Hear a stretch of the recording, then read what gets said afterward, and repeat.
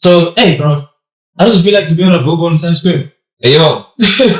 Hey, yo. If there's one thing we're going to do on Posties. When I speak about myself, I always say to people that I had talent. I had a basic amount of talent. Mm-hmm. But the 6 years that I spent in the Drakensberg under some really, really good teachers and educators helped me develop things that people think are a talent. Yeah. So with songwriting, when you get into the room, the goal isn't to be the art piece that everyone shall gaze upon. Actually, for me, yeah, you get into the room and you have to be a watcher, you have to be humble.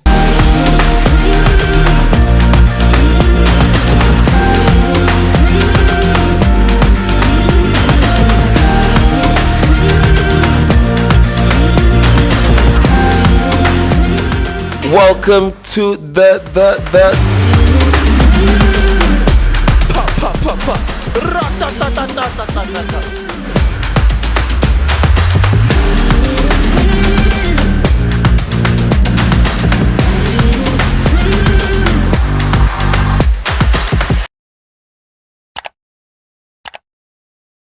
Welcome to the Posties. Welcome to the Posties. Welcome to the Posties. Welcome to the Hey, welcome to the Posties podcast once again. Tim, how you doing, brother? I'm doing well, bro. I'm doing well. Yes, sir. Say hello to the Posties family. Yes, sir. That's another Yes, sir. family meeting, guys. Yes, Thank you sir. for liking, commenting, subscribing. And I want to say something false, guys. Because talk. Oh no, I'm gonna get a little bit off my chest. Yeah, talk. Because every week we tell you guys to comment, and those beautiful ones that do comment, they ask for certain things. I'm not lying. And today we're giving you that thing that you're asking for. Yeah. Alex, please introduce our guest. Guys, we're talking about the most requested singer, songwriter, producer, Manana. The live audience is so quiet, bro. Like, really well an official saying, like, you're allowed to clap, eh? It's live. I'm going to twerking now. In silence. But hey, yo, Manizzi, how you doing, my brother? Wrong tasty, bro. Oof. Very nice. Oof. Bro, you didn't have to write a song. Nah, bro, and even the facial expression, I was like, bro, 1962. Oh, sheesh. Nah, I'm good, bro. I'm very good. Nice to see you, my brother. Appreciate you. You're on this side a lot these days. Quite a bit, actually. Bro, like, if I'm honest with you, I spend a lot of time everywhere. I just keep quiet about it. Why are you keeping quiet, eh? Keep people silence like the G in lasagna? Yeah, sure. Let's go there. No. Usually, like in Cape, for example, now Cape Town, we've been here for like a day, and we're out on Sunday. So I think the issue is obviously because our friends and family. Yeah. The issue is trying to, give everyone time and I get you. spend time with people. But in actual fact, we're here for like work. I get that. We maybe have. It's a business trip. Yeah, like we have time for food. Literally. Exactly. Actually. It's on the way here today. Has it been treating you well? How's the weather? I like cold, bro. Yeah. I do enjoy good cold weather, so I'm at home. I hate this weather right now. I'm waiting for summer. Oh, I can't do it, eh?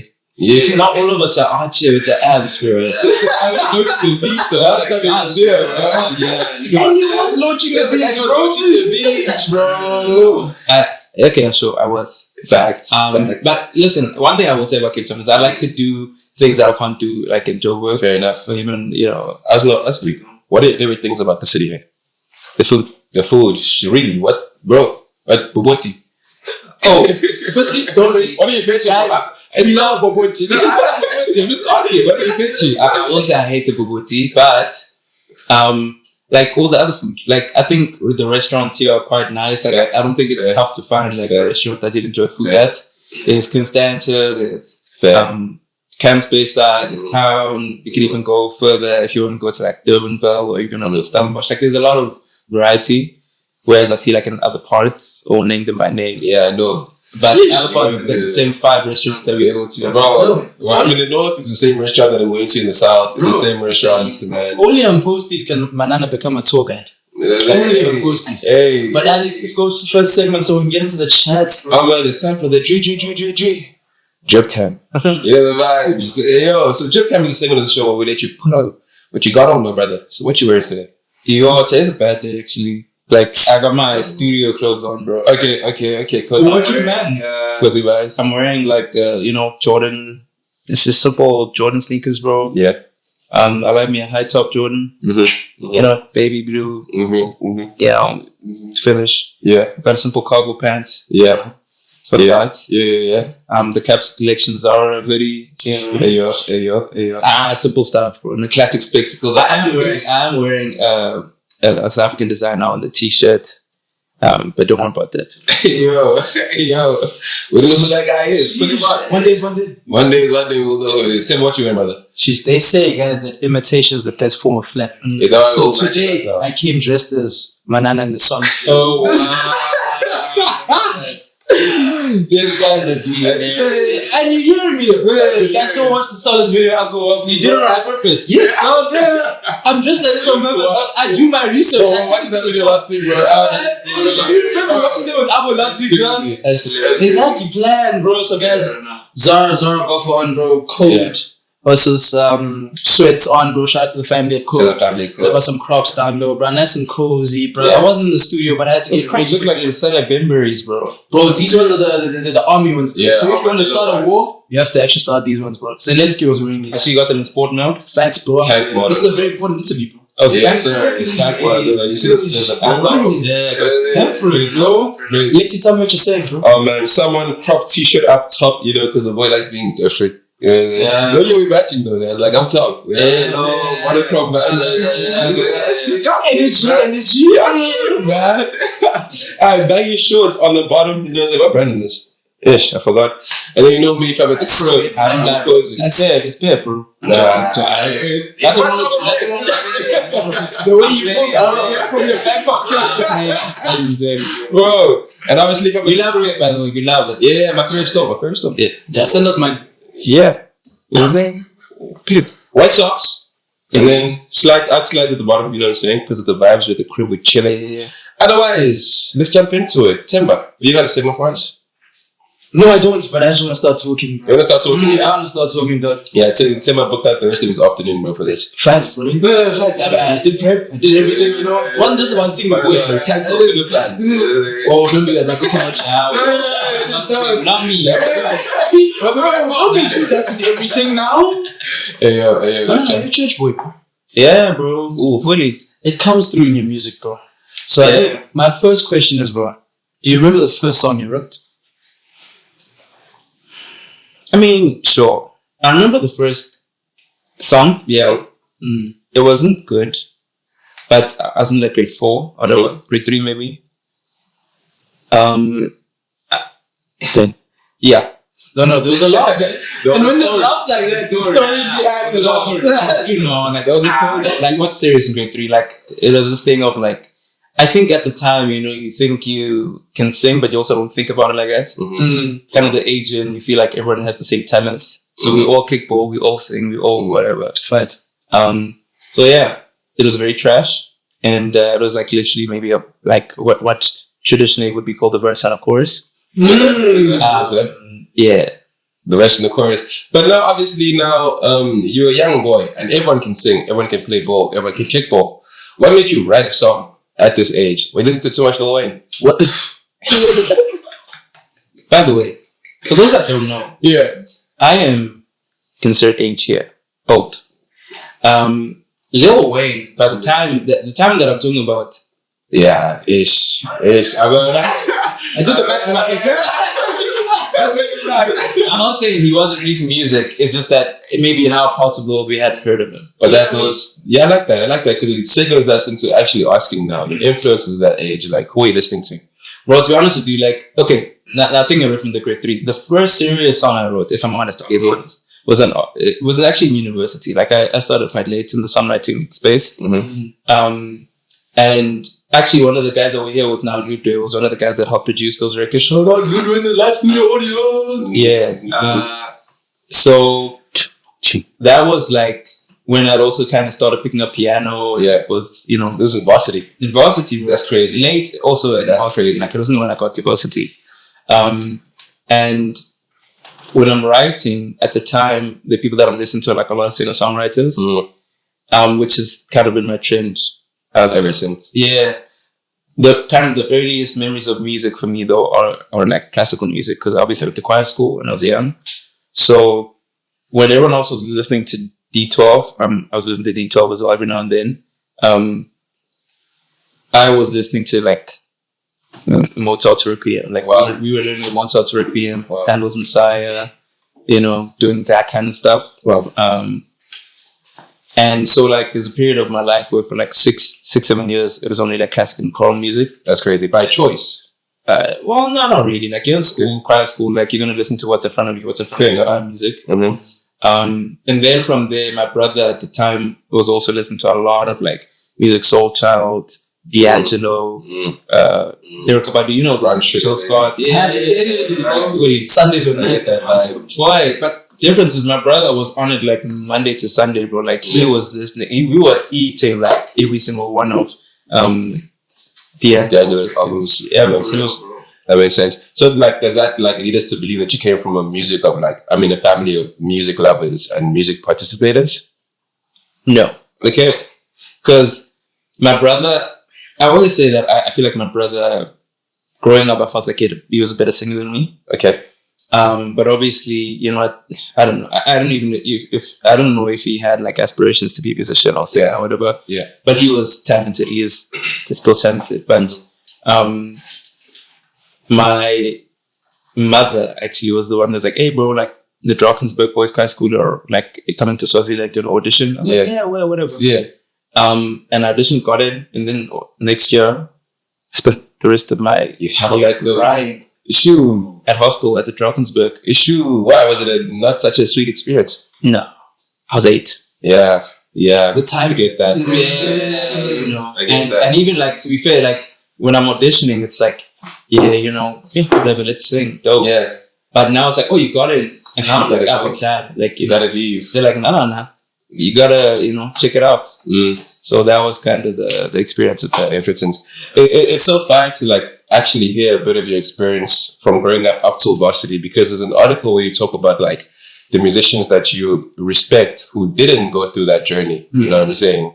So like, what kind of perspective do you have versus being, what do you call it? Like spiritually inclined or artistically inclined? Spiritually inclined. Hey, gotta put respect in the home. You know what I'm saying? Okay, bro. Look, I say it like this, bro. I think that the journeys are, suit certain people. There are those that are inherently like extremely talented and receive a gift that, they maybe don't need to refine, and they're able to kind of stumble upon a music career. Yeah. But I would argue that those people are rarer than people think. Most of the artists that people admire, I'm talking pop, R&B, Beyonce, all of them have some kind of formal training. Yeah. And I say, most of them have formal training. When I speak about myself, I always say to people that I had talent. I had a basic amount of talent. But the 6 years that I spent in the Drakensberg under some really, really good teachers and educators helped me develop things that people think are a talent now. Ooh. And skill. Yeah. And if I'm honest with you, analysis. Yeah, like if I'm honest, I'm like, okay, cool, I started with a certain amount of talent. There are guys who started with so much more talent than me. And then they didn't study and they're able to function in the music industry. If I hadn't, however, I wouldn't be anywhere near where I am right now. Crazy. Or probably not even in the career. Crazy. So I needed the education. I would argue a lot more people need the education. A lot more people need it than they think. If I can say like that. Agreed. But if I'm honest with you, it's not necessarily a prerequisite for people who have talent and are humble enough to be able to go through the informal, forced institutional education systems that the industry will put you under. Yeah. Like you will have to know one way or another. You'll have to train. Yeah, but you have to be humble enough to do it. Yeah. And for me, I think the training of going into music education systems put me in a place where I was like, the work that I do now, for example, in studio, like with this production, songwriting, whatever it is, I started when COVID first opened up a little bit, like that COVID time. Before then, I wasn't producing my own music. I was writing a lot, but the Noble guys are doing like all of the. What is your impetus? It's like, hey, there's no one around me, let me just jump in. there was no one there, bro. Yep. We couldn't get into studios together. Yep. And we still need to get the job done. And that Zoom was not the same, bro. Boy, I had one. Play it again, slowly. Oh, fuck, the connection got lost. Bro. Like, can you hear me? Can you hear me? Like, bro. Like, I had, honestly, like, one good Zoom session for real. 3 years that I could try and work about.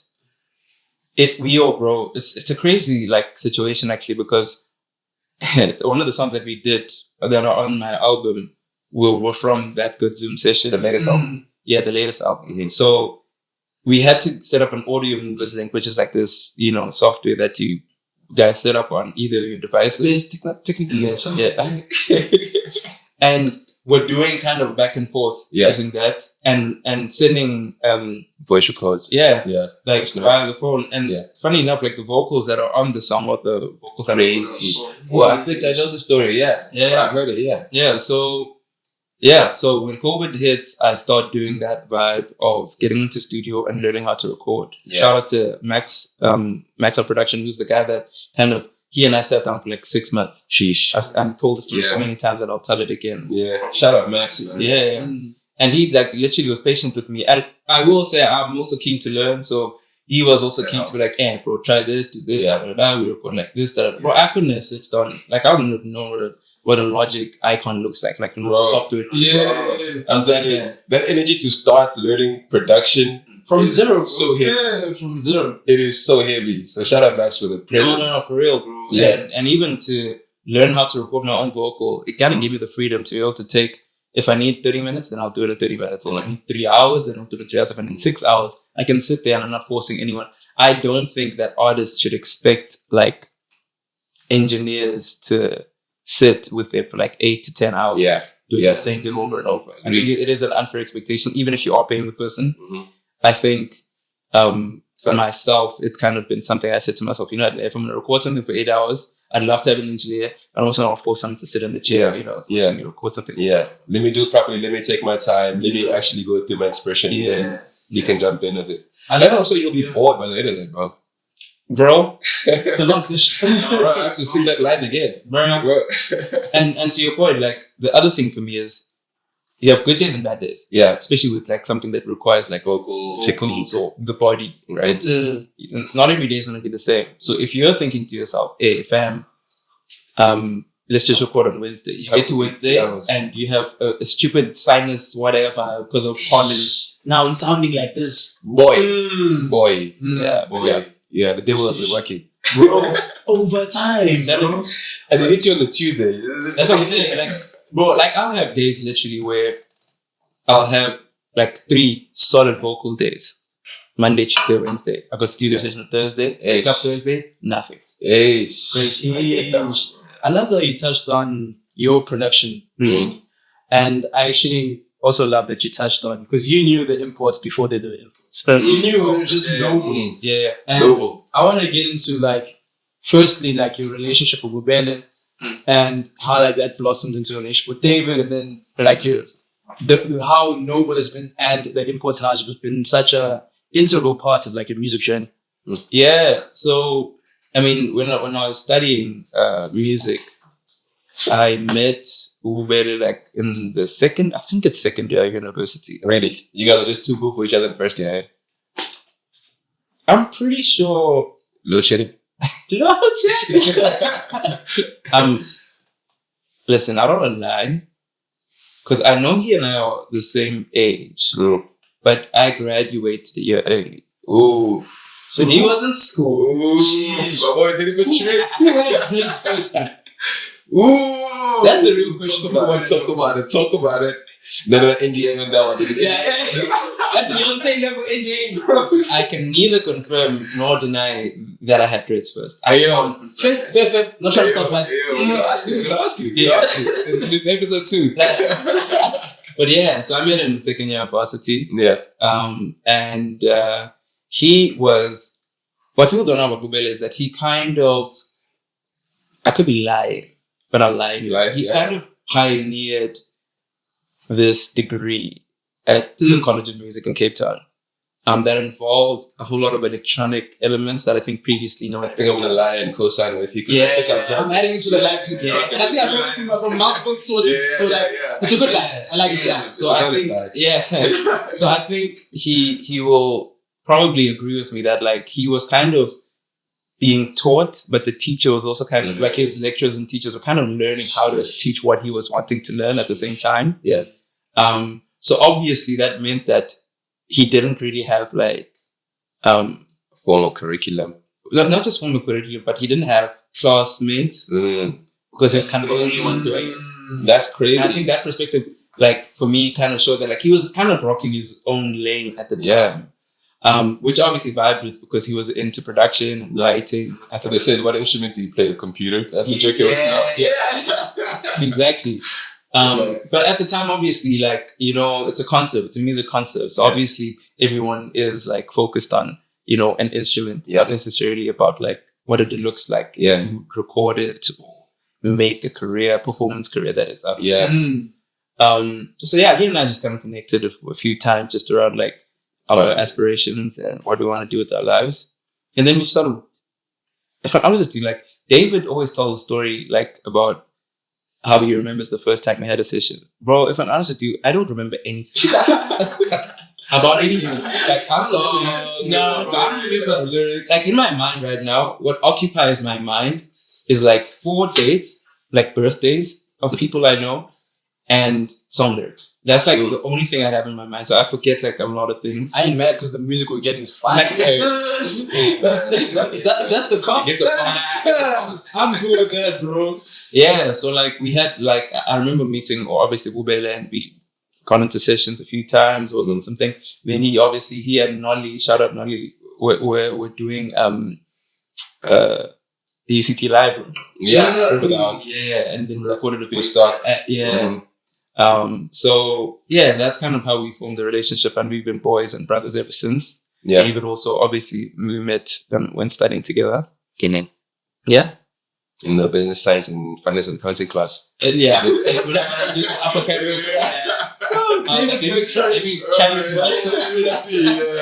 on economics. No.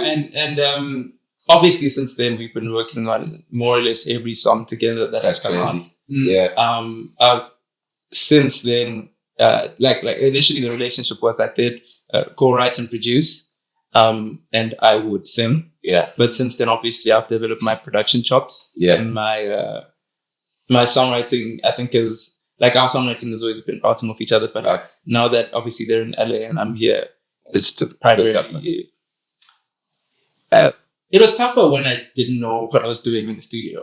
And now it's actually, it flows quite easy. Obviously, it's always better to do music in person. But things have been moving quicker now that I've been able to kind of navigate. There was this chat where the homie was talking about like artists who can write and they could produce, but still collaborate with other people. And he was like, you know, when someone is a weapon with the pen, but they still bring people in the session with them to co-write and to co-produce with them. So they understand what level you should be scared of that homie. So, anyways, Manana, bro. Just drop that. Drop that. Let's go on to the next one. If you had to describe an ideal studio session with Manizi, from morning to evening or whatever, 3 hours, 2 hours, 30 minutes, how does it go for you? Chamomile tea. I'm a day guy. He doesn't drink tea, bro. No, I drink tea. What's it's just groceries. Look, so there's the story about tea. Okay. I'm digressing, whatever. Like in our household, bro, tea is like water. So until like probably I'd say 5 years ago, I would drink like a cup or 2 cups of tea every day, literally every day. But now I don't drink tea as much. Bro, like literally every other day, like every day I drink like 2 cups of tea. I don't drink as much tea now. You're able out of the house now. I'm free. I'm not too partial to all beverage, if I'm honest. But anyway. So studio sessions, someone needs to. Bro, like I do foot massage and everything. And get you. That's my one thing is I work in the day, like primarily. I mean, I work at nights, but I kind of look at studio like I would like a 9 to 5 or 10 to 6 in my case. Like I usually am in studio at like 10 a.m. Oh, you're one of those 10 to 6 of it. Yeah. Like 10 to 6 is my vibe. And then from 6, obviously, I'm, out of it, your life. Yeah. So ideally, bro, like, I think it's taken me a while to accept this, but. Oh, yeah, no, I love a steak. Oh, I love steak. I can get started on a steak. We'll be talking just about steak. I'm hesitating from bringing up a specific one, bro. Just because I don't want to get him started. No. So I think previously I struggled to accept the fact that like I'm not really the type of person that likes like party sessions. So I don't really like rock. It's okay, bro. That is deep, bro. I get that, bro. Yeah. And I've been called into sessions where I'll like get to a place and it's just wash people. That's like it's scary. You're like, more niggas say. And like, and don't get me twisted. Like, it's not like I get nervous. I don't really get nervous at anything music related, like ever. But the issue for me is just like, I'm not quite funny. You be serious. Before you get there. I'm not quite, but I'll never ask his feet, bro. You're always a cozy. You're too comfortable. My G. Man.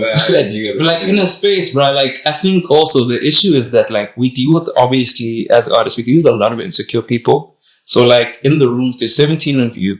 Wow. It's highly likely that a lot of people are going to contribute to something for different reasons other than the song. Yeah.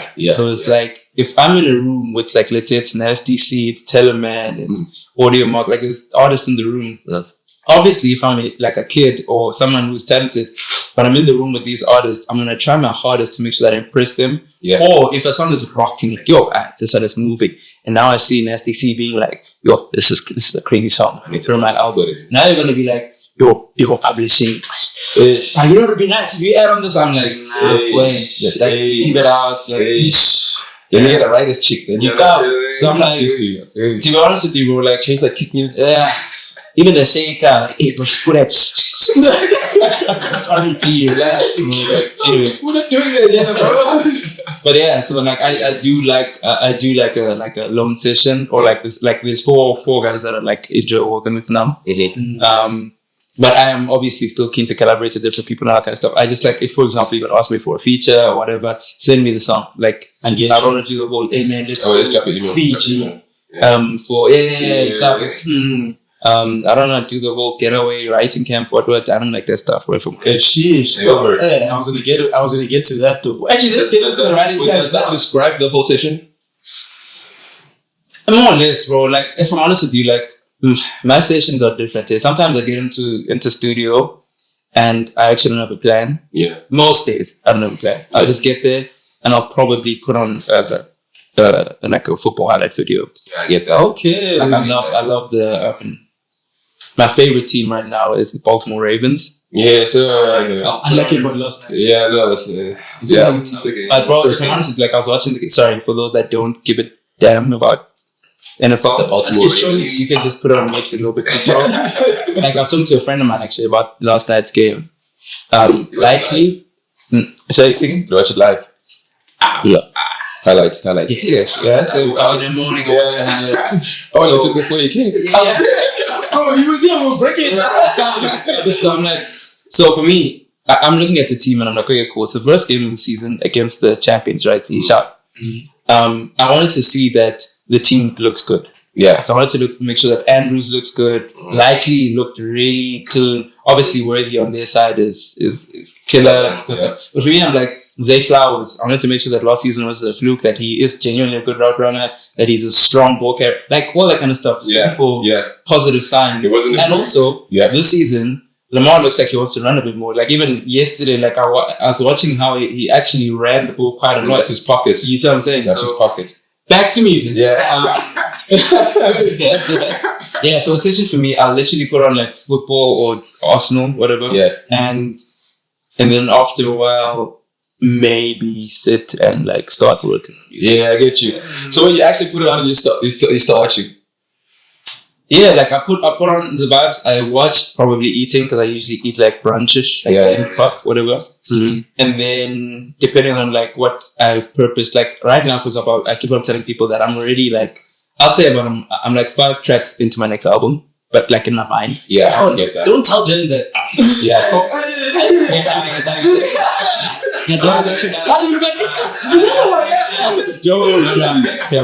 But for real, like I usually like conceptualize a song in my mind. Yeah. Before I put it down. Like no, if it's a song that I'm like, wait, this is nice.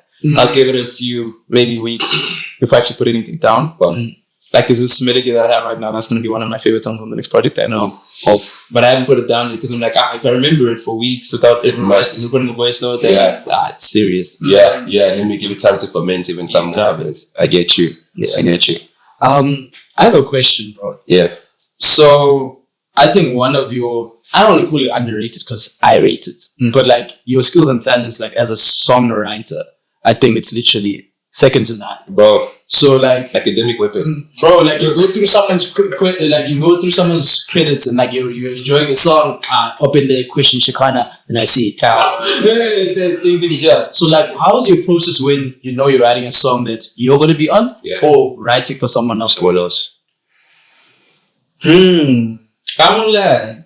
I think in recent years, I've had the privilege of working with really talented artists that have unique voices. So if I'm in a room with like a bunch of writers and writing for a singer that has a unique voice, it's actually, for me, it's quite easy to kind of hear their voice on a melody. The impersonator? No. Let's see. Burna. No. Look. Put the tank top on. I don't impersonate, but you call it, imitation. It's like not physical, just vocally. Because, for example, that's tweeting crazy just to get the vibes. You get very heartbreaker. Artists that have out of pocket habits. Anyway, so that's my thing. I'll usually make sure that I can hear them singing out the song and that they can hear themselves singing the song, right?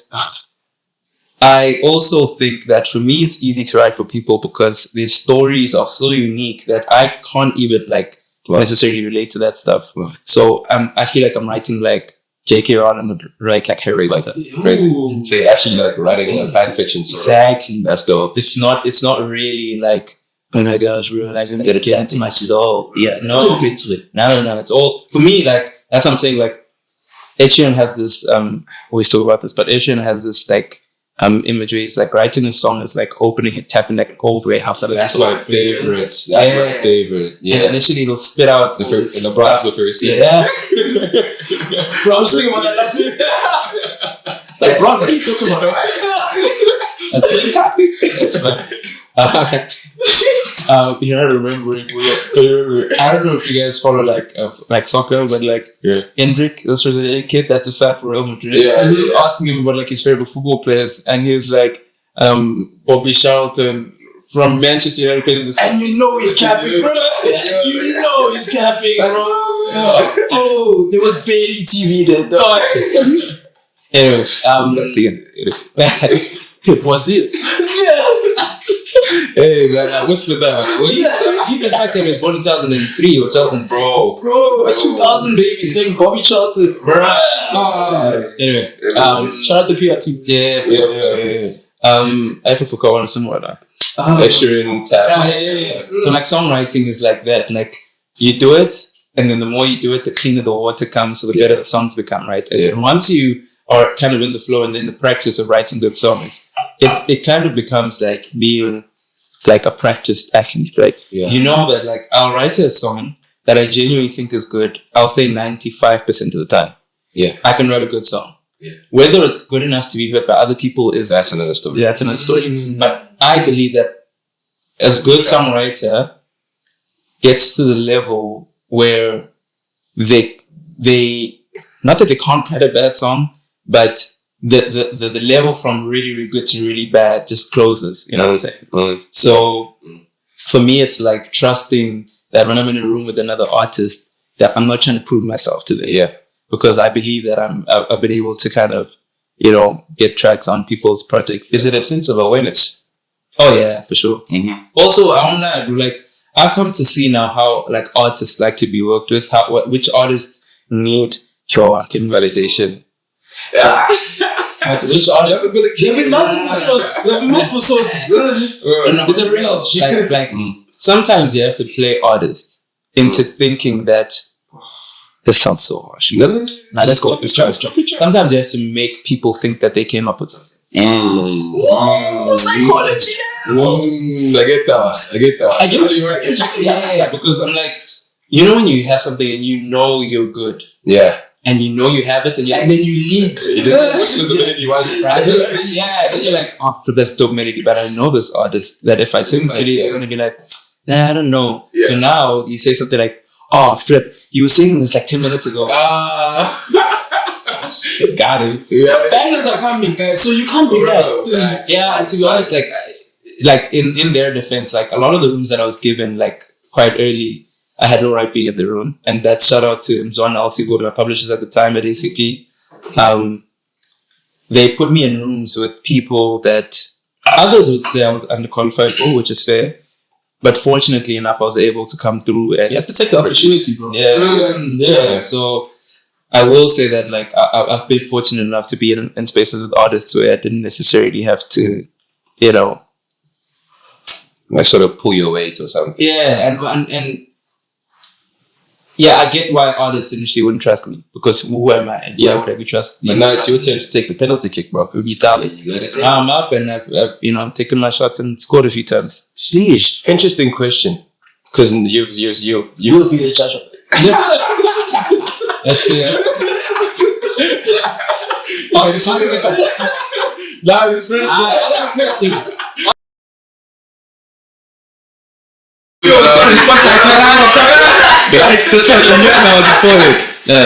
So you brought up the phenotypes of different people that you've worked with, right? Yeah. And you've been able to identify the different energies. Mm-hmm. Like you're like, okay, this person needs a bit of coaxing, while this room might be a little bit of like an ego weighing into the song. How do you perceive the energy of the people you're working with? Like how do you sort of listen to a room? You're like, I get you. Yeah, it's interesting, bro. You have to be. You said phenotypes, though. Yeah. You said phenotypes. I was like, fuck, you got me so early in the question, dog. Here's the thing, right? Yeah. One thing I realized about being a songwriter, I kind of equate it to being like a CDM. Mm-hmm. You have to be good at your job to the point where if you're bad, it's noticeable. Mm. But if you're good, something just feels right, but we don't know what it is. So with songwriting, when you get into the room, the goal isn't to be the odd piece that everyone shall gaze upon. Oh, that's so amazing. For me, yeah, you get into the room and you have to be a watcher, you have to be humble. And I won't lie, like much like studio engineers, you get walked over quite a lot. Yeah. Which is why I don't like doing it as much anymore, whatever. Yeah. But like in the room, one thing that I'll always do is I'll listen. Mm. I want to listen to what type of person I'm dealing with, like when we're talking. Also, just a conversation before we actually start working. Yeah. I need to figure out like what you think about stuff. Like, am I going to write about this when maybe you have past traumas about this? Mm-hmm. Can I speak about that? I've made the mistake once and never again, where I suggested a line to someone that, I suggested something where someone kind of had like, not past traumas, but showy past traumas around the situation. Reverse scale. And not that they got triggered, they were very kind about it, but they shot me down immediately. Say not yet. And I looked at a friend of where like she was in the session, and I looked at him and he was like, I know that boy, Interesting, but like, don't they want to delve into the story? No. I would argue not most artists actually, because to be fair, like we don't get the privilege of working with artists for a few days as much anymore. Like when we were working with Shek, for example, Shekhinah, we had Shek West. No. We had like 3 days with her actually. Yeah. Oh, okay. Which was ideal but also extremely rare. Yeah. That was a rainy session in Cape Town, right? Yeah. That was in Camps or something. Say again? Camps Bay. I mean, not Thames Bay, like Fishhook. In a I remember the trips being far. And she was keen to come through, which already had us being like, oh, flip, like an artist that's keen to come, and work with us. And she was always like, Shek has been at the top of the South African music industry for a while. Yeah, we've been at the beach, bro. Yeah. So for her to be keen to work with us already had us being like, oh, flip, like, yo, crazy. Like, and then she came into the space and she's like genuinely bro, like, it's not branding. The reviews went crazy. I'm not lying. I'm just another person. Yeah, bro. Just shout out Abu telling us like. That's funny.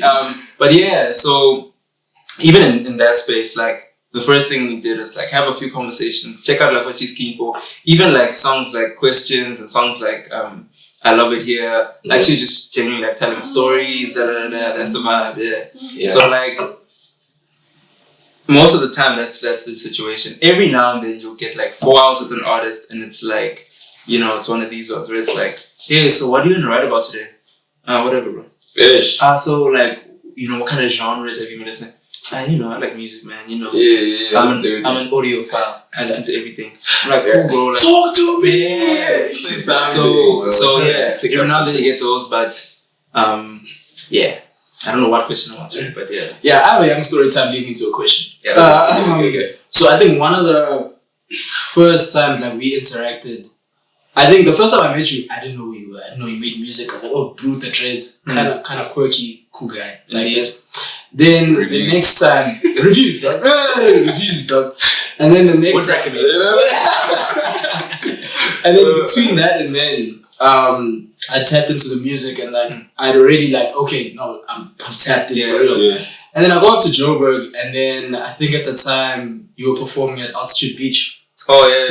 And then Will was there and Abu was there too. And I saw you perform, bro, and I was encapsulated. And then afterwards, I was like, yo, bro, shout out. Encapsulated. Okay. What's going on? What's going on? No, let's talk. What's up? He was encapsulated.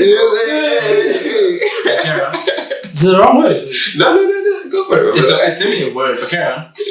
You guys know what I mean. You do.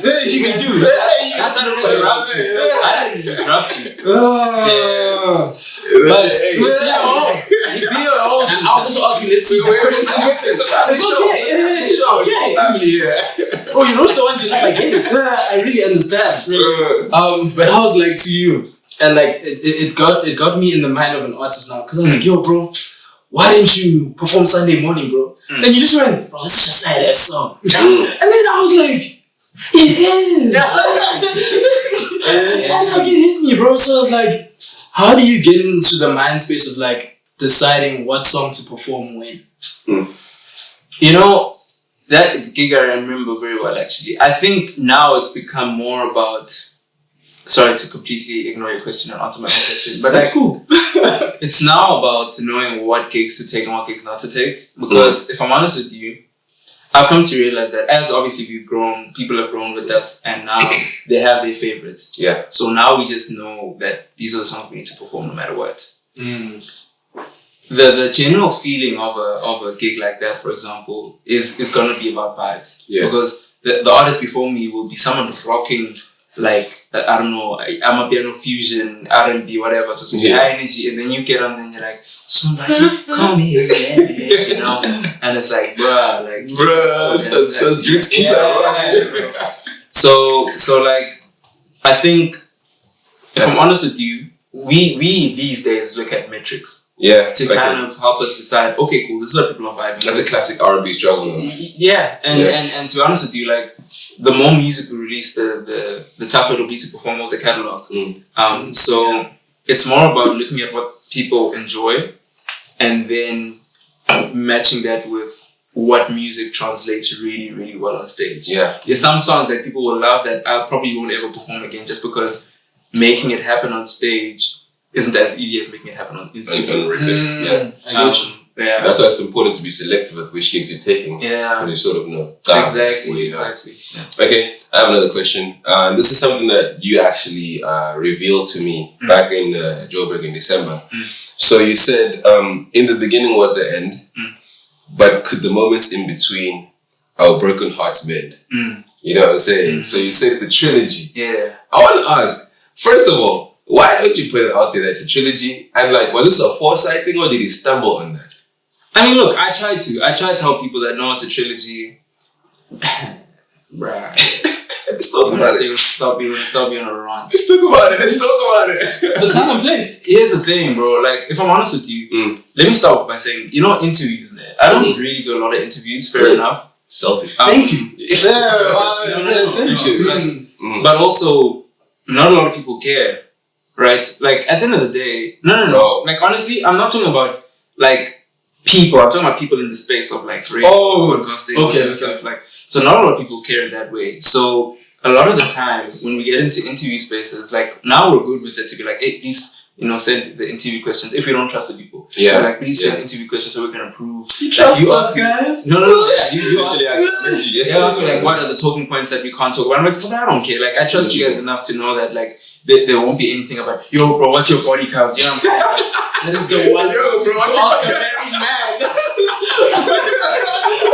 What's the body count to be married? Bro, like, you know what I'm saying? Like, that's when you rip it off and you walk out right up inside of the So I'm like, the biggest issue actually, even with this kind of information, is the fact that like, you're asking it in a way where we can actually elaborate on the fact that yes, it is a trilogy. The 3 EPs we've done are a trilogy.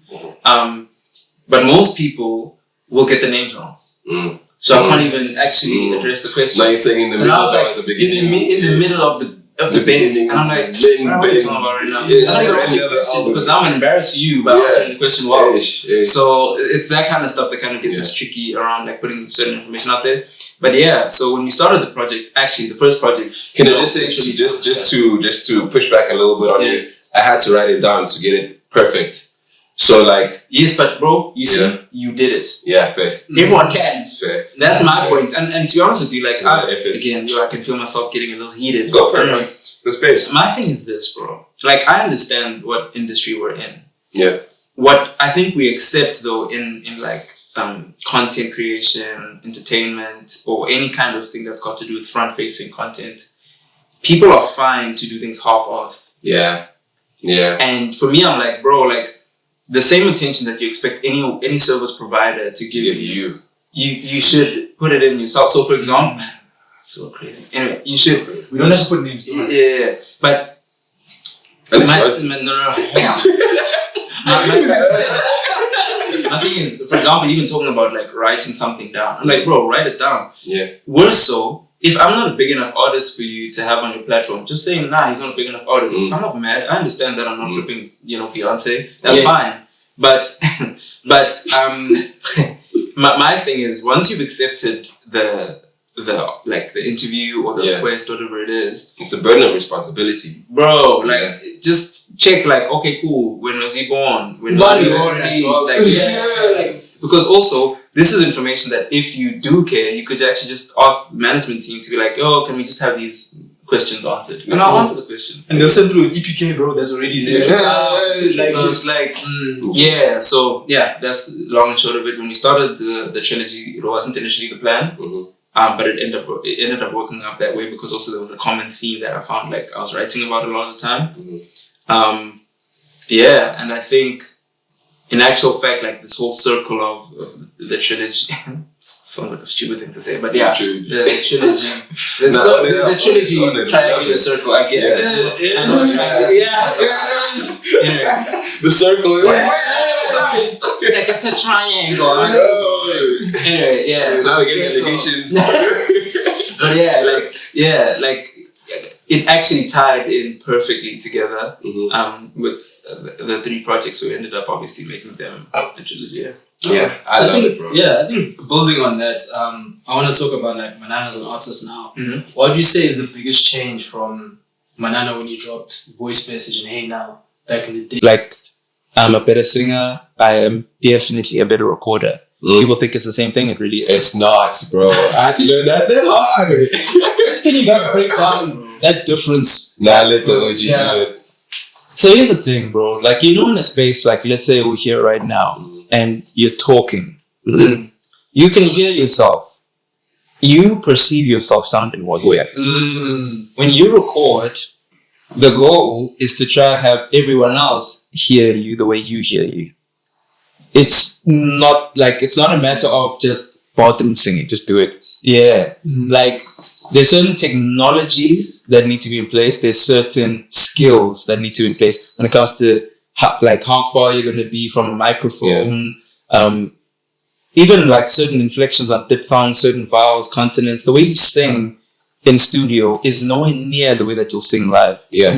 You know? So I learned that since releasing those songs. Don't get me twisted, like they're really beautiful songs and I love them even to this day. Yeah. But I am a much better artist. I've grown.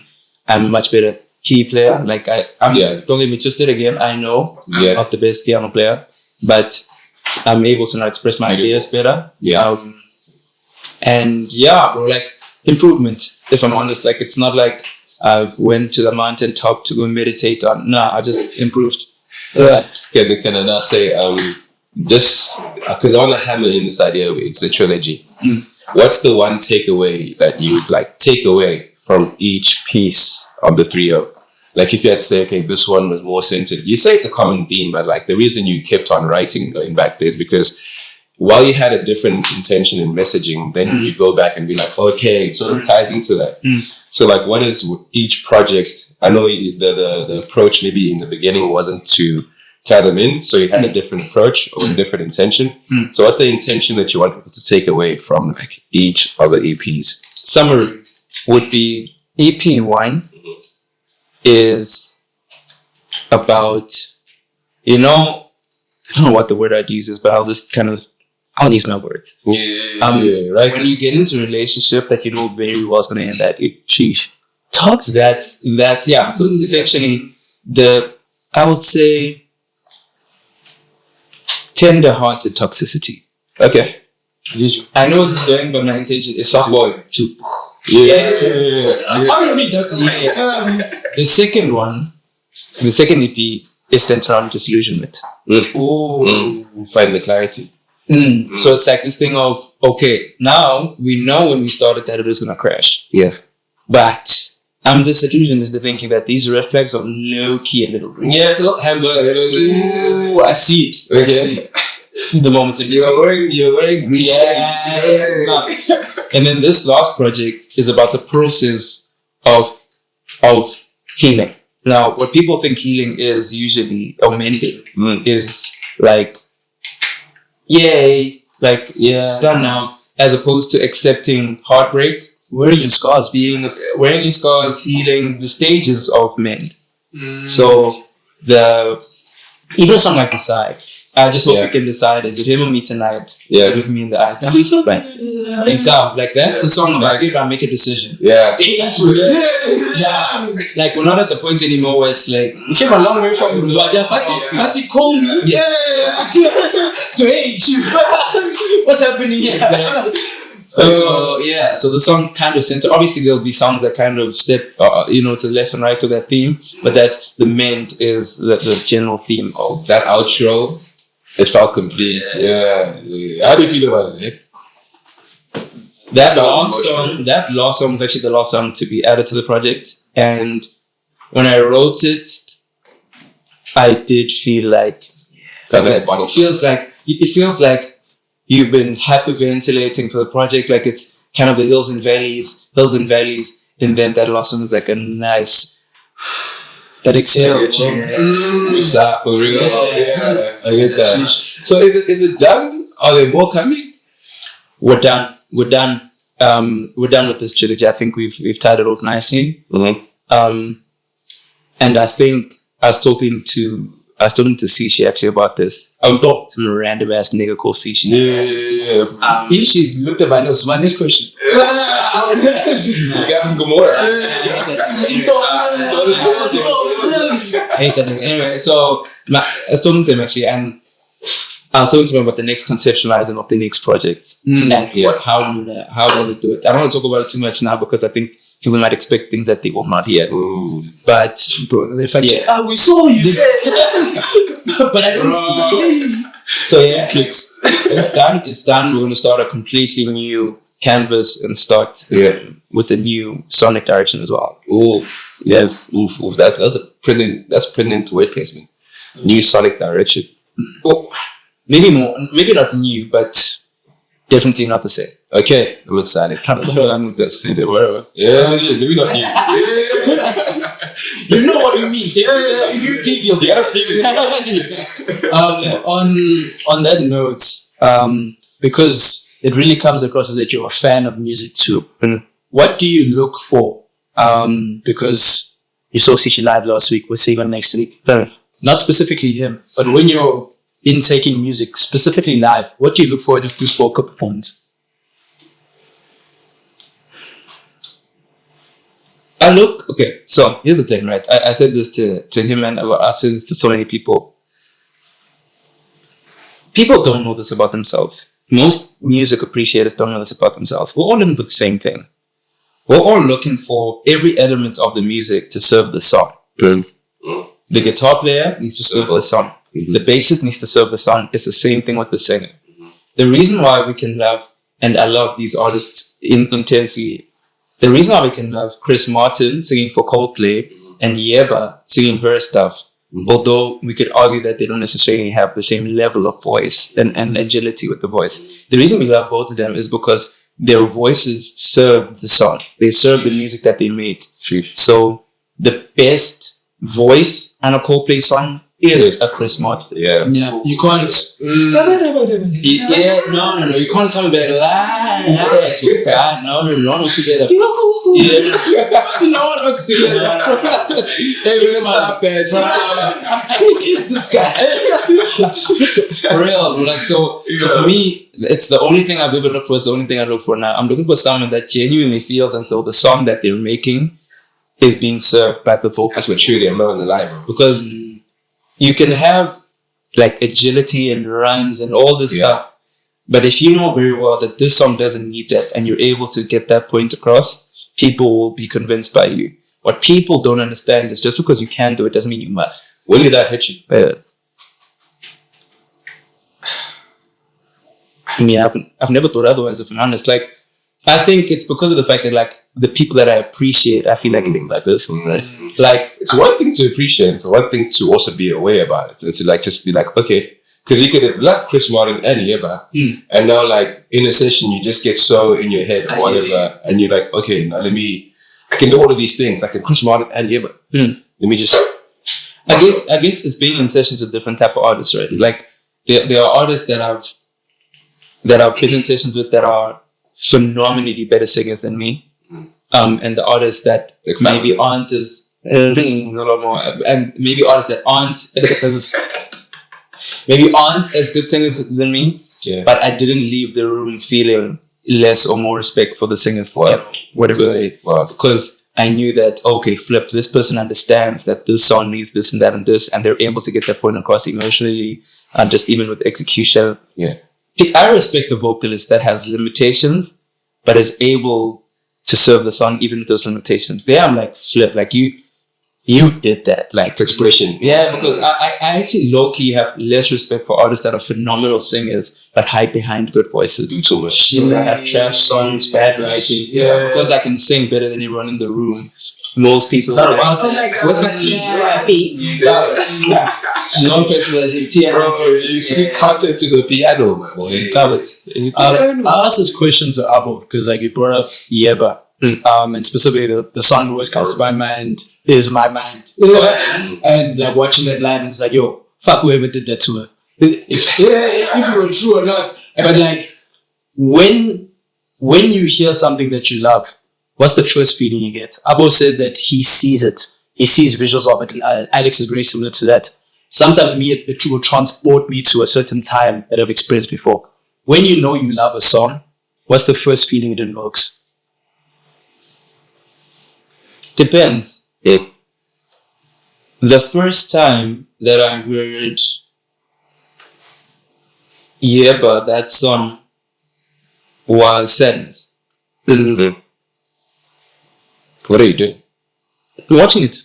Okay. Watching the video. Like, for me, football highlights day.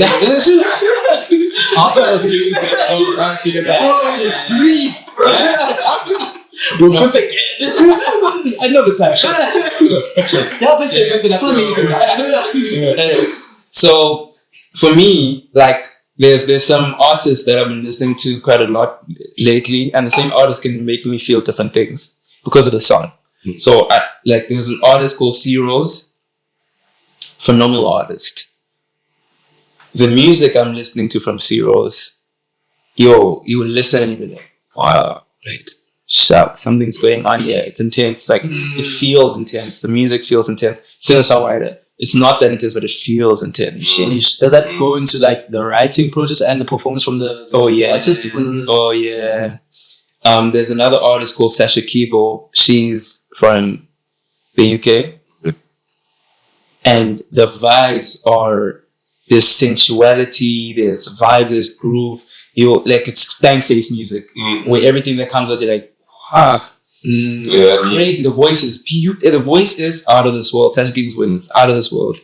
But then at the same time, we know that when we hear Usher, like for me it's like this. When you're hearing Usher, yeah, and I'm gonna feel the same way that you feel about, I don't know, like Buzz My Mind. Yeah. It serves different purposes. So for me I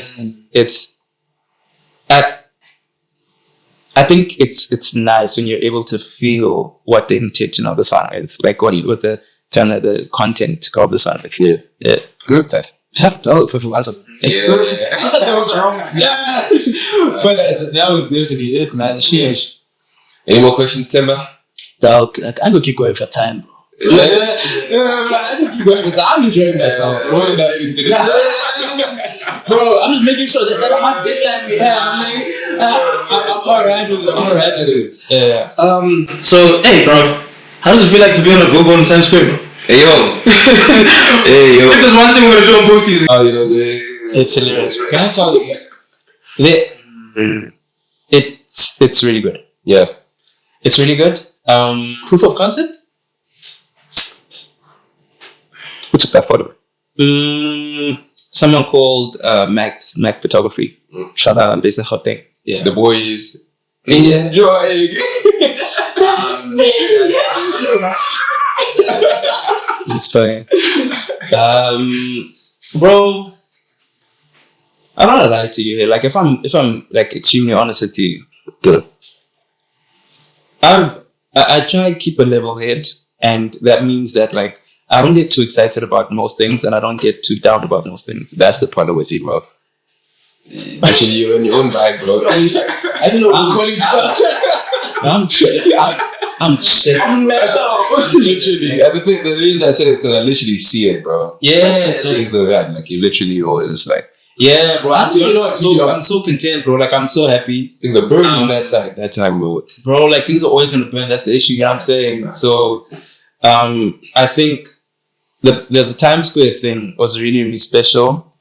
I don't know, like the team that's involved in the stuff that we're doing right now is so phenomenal. We're like working with such a great team.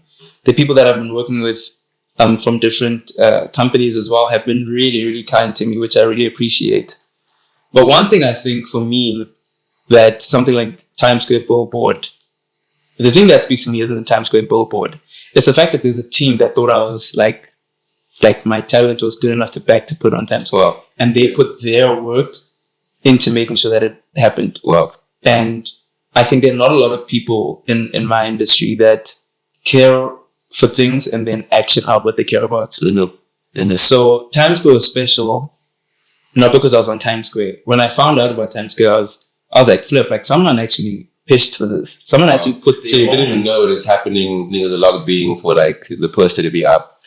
Well, I mean, you know, but I think that the reality of the matter is you have to understand, like, in our context, people are fighting for us. Like, there are people in our, like, my context, I'm in Africa, who are fighting for African artists to get global platforms. Yeah. I'm nowhere near one of the biggest artists on the continent, but for someone to put me on the same platform that some of our biggest artists ever have been on means that they're like, yo, like, let's try get as much of this content out there. That's beautiful. And I'm grateful to those people. I know that they don't want me to mention their names because they're trying to stay under the radar. Yeah. But I'm grateful for that more than anything, bro. I'd have to just like, without joking, because we've been roasting each other the whole podcast. But I have to say, you do elicit emotions. You do elicit connectivity. I think that's why you resounded so much with your fan base down here. I think that's why you've been in so many rooms writing and creating with and for other people. And man, like I just hope and like wish for that thing to grow and for like the rest of the world to also get the opportunity to connect. So like in terms of those people and what they were thinking, I think they were connected, bro. I think at some points they understood and realized that, wow, like this is beyond an intellectual connectivity and this is beyond just pushing Africa. They can actually connect to what we're doing here and what he's doing. So, oh, wait, thanks, bro. We in it. Yeah, no, like from it's nice, from my side, first and foremost, you're incredibly inspirational. I'm getting somewhere here, guys. I'm not just right. You're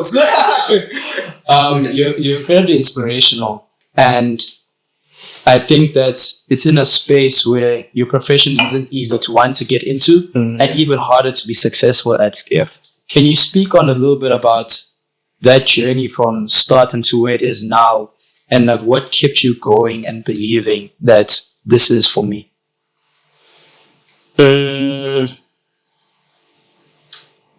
Yeah, bro. Like I have really, I mean, you've kind of mentioned that I have like good people around me. I've had perfectly timed, tough conversations with people. I think at a time when, like a few years back, as an example, when I was really, really down about like the songwriting space and the kind of just general climate of songwriters in the world, I had a tough conversation with David, one of the guys, and he was like, if I'm honest with you, like songwriting is tough everywhere in the world. Yeah. We think that it's better than in the UK, in Europe, or in America. It isn't. Songwriters are struggling everywhere. And he was like, bro, you need to actually get into a space where you're actually, producing some things as well, because there's more money there. I was like, oh, well, sure. Which is tough for me because at the time, this is before COVID. So I didn't know anything about that. So I've also had tough conversations with people when the recent social media push happened like a year or two ago, whatever.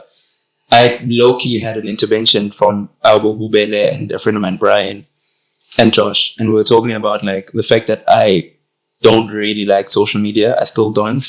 But they were like, hey, Brad, to be able to get your music across on your thing, I was like, you have to kind of plan and try your best to get your personality and your style. That's the sweet part of it. Yeah, for sure.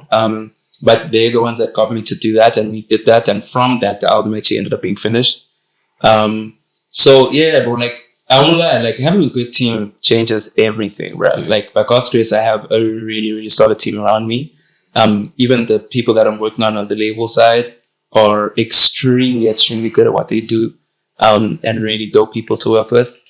I think the long and short of it is that, bro, like, I don't have this like, it's what like, transparently or with people, bro. Like, I don't look at like my career like it's this all important like thing, and I often struggle to get to point where I'm like, yeah, man, if I don't do this, who will? And that's the other niggas that'll do it. Fact.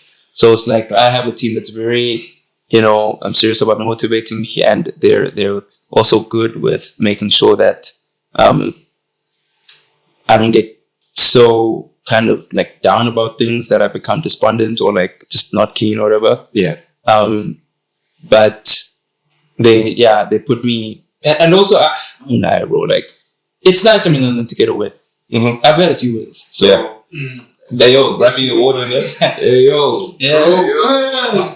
Yeah. Nah, thank you for being so like raw and transparent. Because like at the end of the day, one thing that I hate about social media is that like we're only gonna post the good. We're only gonna post the wins. No one knows that the amount of hours you had to take to get that one. Even if it's just a studio session with that artist you really know you can connect with. I would commend you for just being real on the Posties podcast, man. Shout out my guy. I think it's time for the last section. Top five. Tell me what it is, Alex. Top five is the segment of the show. With that segment, I'm going to give you a category, and you're going to choose 5 things that I suppose fit into your top 5 of the category. For example, top 5 sneaker brands. It'd be like, I love Puma, ID, whatever. Hey, yo. We love one of them. We love one of them. We do love one of them. And send the mic. Let's send the mic. Yeah. Give me my money. Go first. Okay, Manana. Is that? Please may I have your top 5 Arsenal players of all time? Oh, okay. Number 1, Thierry Henry. Yeah. Number 2, Dennis Bergkamp. Yeah. Number 3. Okay, so my top 5. Yeah. No, this is you. This is all 1, Henry. Number 3, Dennis Bergkamp. Number 2, Dennis Bergkamp. Number 3, Mesut Ozil. Number 4, Santi Cazorla. And then number 5. That's a strong foot. We don't know. It's provocative. Yeah. Like an island that's going on. There's lots on this side. Number 5, really. Actually, cool. I like that. Doesn't get the love because of the way he left, but hey, That man, for me, still the best left back ever. Yeah. I hear that, bro. All right. And let's top 5. Okay, this is getting a little bit deeper. For the good judge to get. Let's go, Okay, fine. Well, I mean, let's say you're 120, 130 now, and you want to look back and say, "These are the 5 things I've achieved in my life." what an age to choose. Hey, It's your question, bro. Let's maximize, bro. Let's maximize. What are those 5 things that you'd want to look back on and be like, "I did this." Dope cushion. Lifetime achievements awards. Lifetime achievements. That's crazy. Number 1. I think probably the biggest one would probably be a really good husband. Yeah. Number 2 would be a contributor to my immediate community, primarily. Yeah. And this is around me. I think I would love to create. I'd love to make music making a viable career for people from where I'm from. Yeah. Which is actually it's what thing like I'd love to make some kind of industry changes to make people able to have that as a career. That's number 3. Number 4,